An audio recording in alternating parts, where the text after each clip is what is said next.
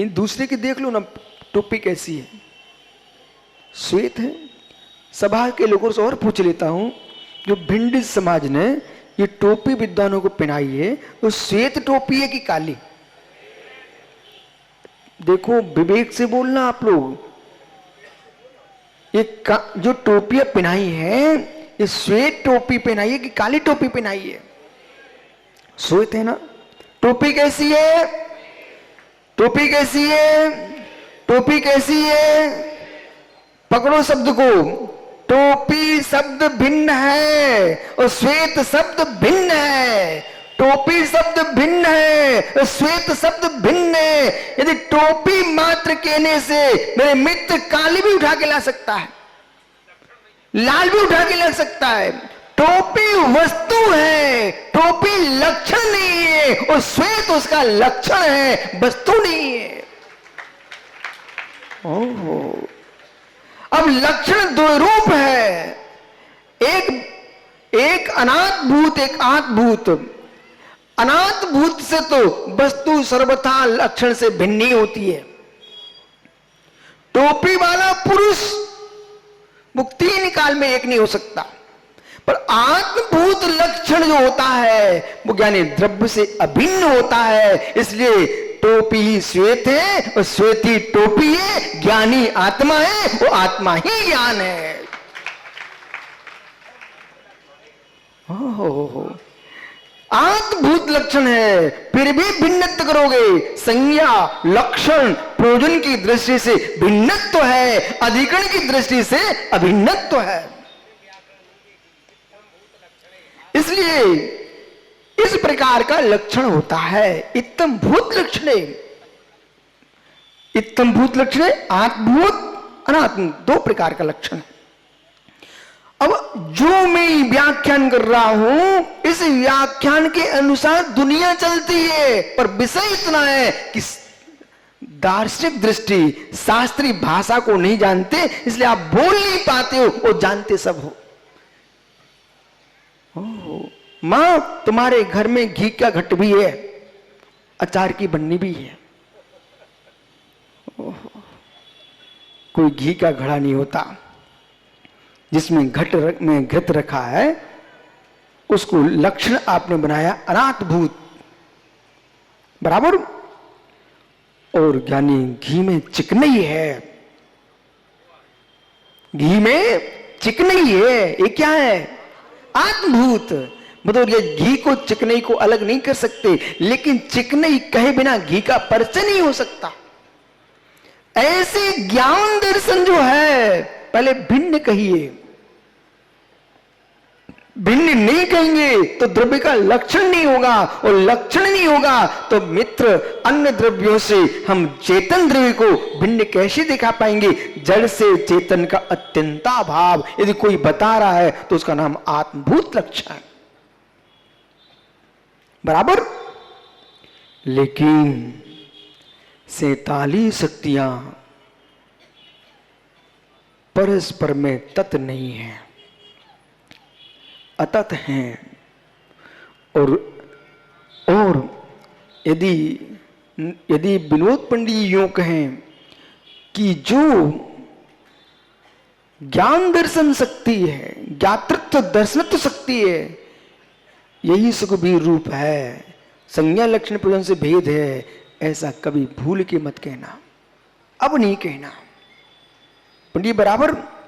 श्रीयांश पंडित जी से क्यों नहीं कहना? इसलिए नहीं कहना, जैसे ज्ञान दर्शन आत्मा में चेतनत्व लक्षण भूत है, इसका अधिकरण आत्मा ही है, और शेष शक्तियों का अधिकरण भी आत्मा ही है।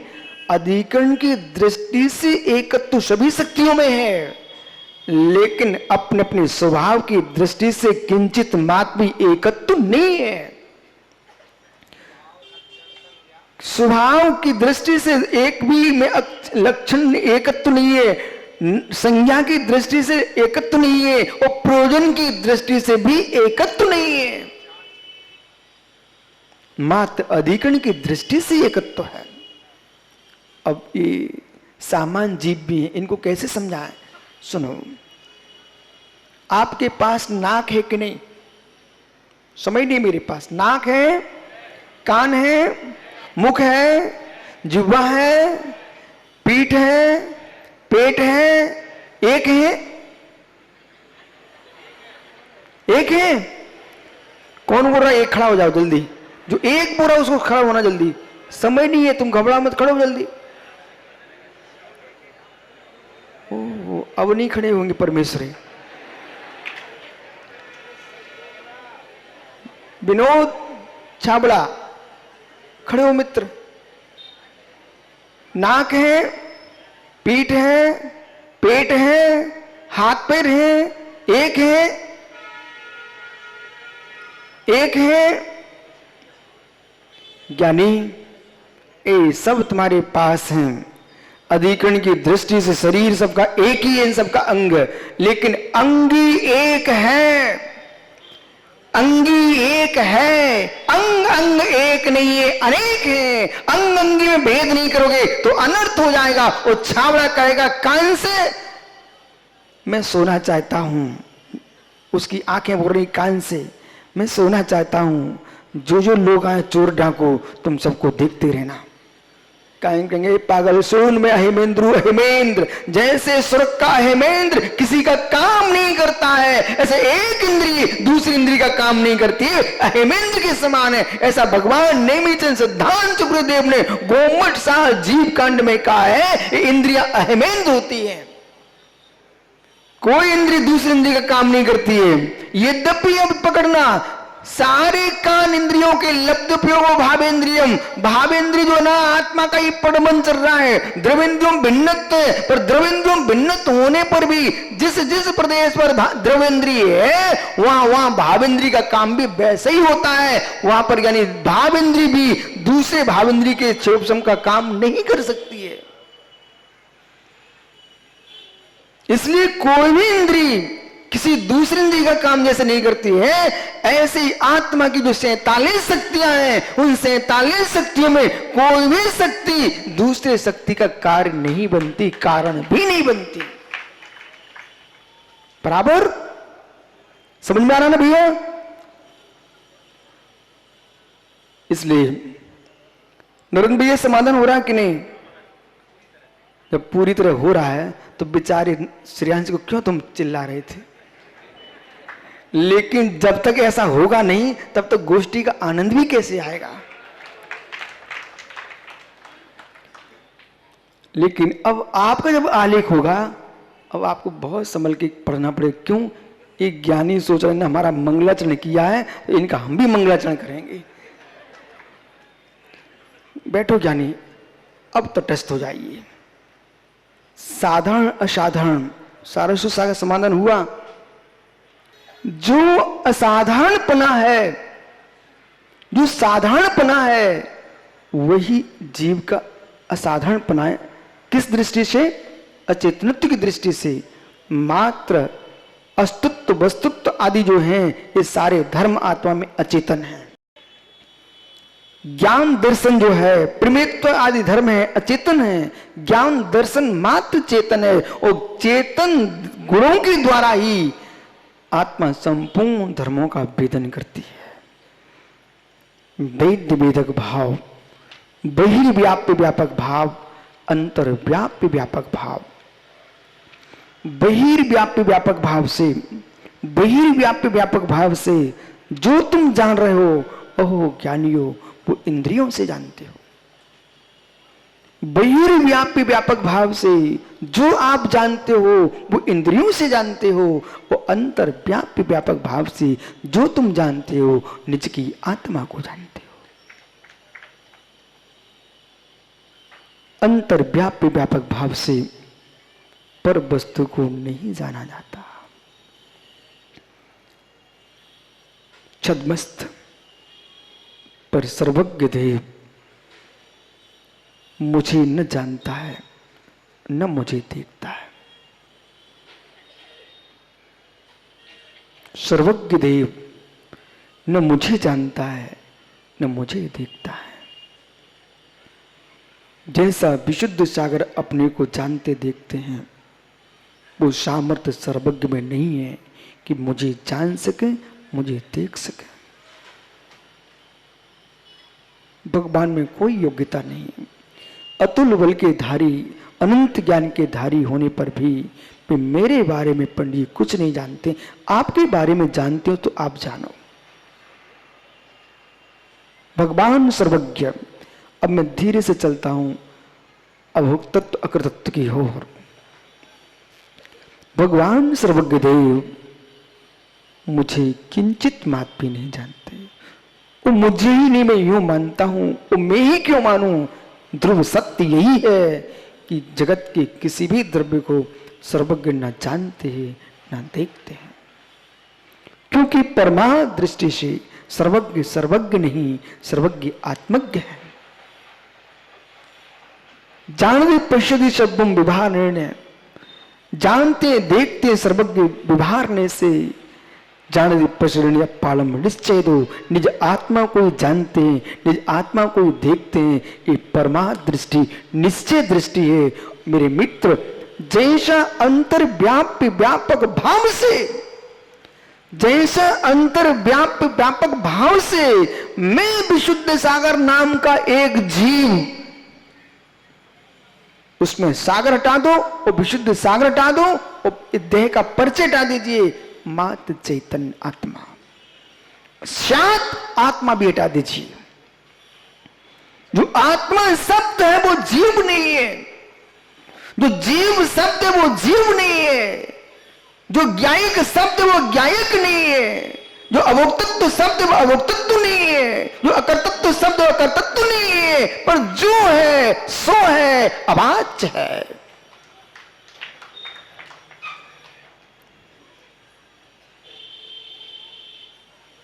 कोई भी शब्द अर्थवान नहीं होता है, अर्थ का कथन करता है।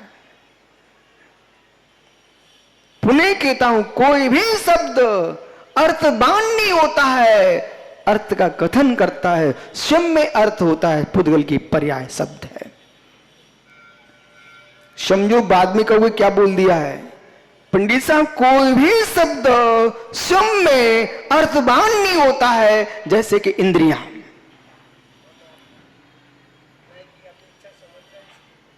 देखो अब ये बच्चों की कक्षा नहीं है, विद्वानों की है, इसलिए मुझे मौका दो इस बात का कि आप बच्चों जैसे मत बुलवाओ, आप तो जैसा बुलवाओ वैसा बुलवाओ।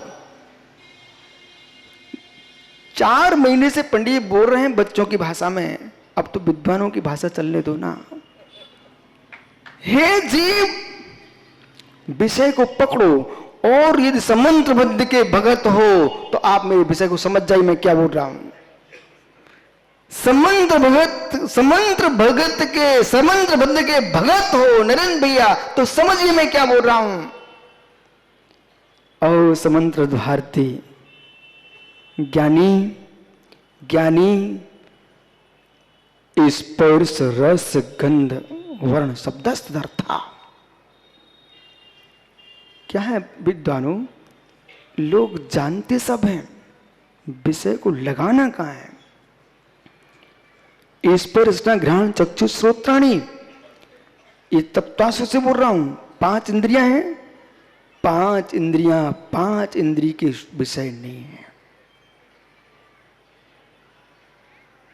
5 इंद्रियां 5 इंद्रिय के विषय नहीं है।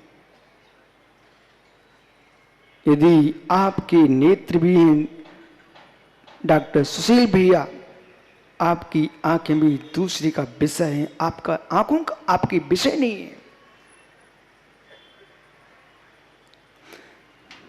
रसना का विषय रसना नहीं है, रस है।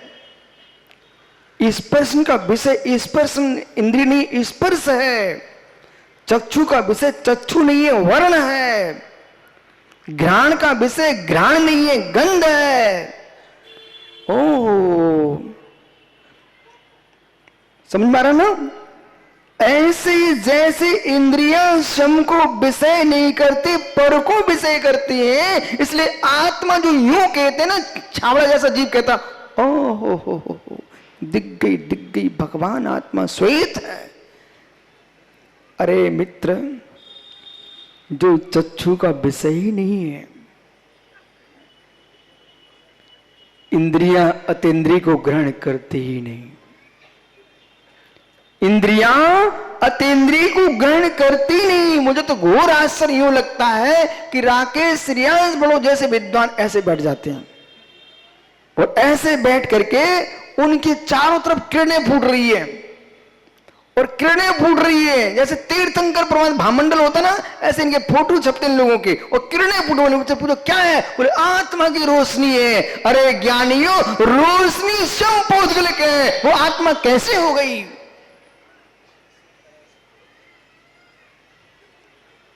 आत्मा की रोशनी है। और फिर श्रेयांश बड़ौत बहुत ज्ञानी जीव है। ये तो जगत में सर्वत्र घूमते हैं और जिस चीज को देखते वैसा करने शुरू कर देते हैं। फिर इनके हाथ से रोशनी निकलती है, हाथ से रोशनी निकलती है। अरे नाम में श्रेयांश का लेता हूं, आप सब श्रेयांश समझो। रोशनी निकल रही है। बोले क्या हो रहा है? यहां से प्रकट हो रहा है, राकेश पंडित जी की उत्पत्ति हो रही है इससे। ओह, श्रेयांश की बरगढ़ से राकेश की उत्पत्ति हो रही है। अरे ज्ञानी अज्ञानी हो, एक द्रव दूसरे द्रव का करता नहीं है और एक द्रव दूसरे का भुगता नहीं है। कहां से तुमने श्रेयांश ने राकेश उत्पन्न कर लिया?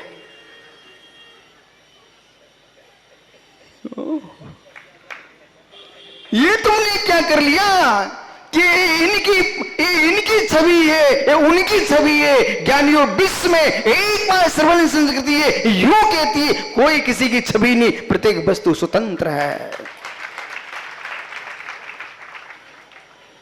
मैं किसी की छवि नहीं हूं। ये भूल के मुझे मत कह देना कि विराग सागर की छवि है। ये भूल के मत कह कि महावीर की छवि है। महावीर महावीर है और विराग सागर है। विद्या सागर है। विशुद्ध सागर है। पर मैं विशुद्ध सागर नहीं मानता। मैं तो मात भगवान आत्मा दिखता। कहां तुम चिपक रहे हो? अकर्तृत्व की व्याख्या करने वाले कर्तृत्व में लिप्त हो। एक कैसा आश्चर्य! अकर्तृत्व की व्याख्या वाले कर्तृत्व में लिप्त हो। एक कैसे अकर्तृत्व की व्याख्या? वो अकर्तृत्व का अनुभव करने वाले को मित्र हीरे चांदी मोती का व्यापार दिखे, ये अकर्तृत्व कैसा?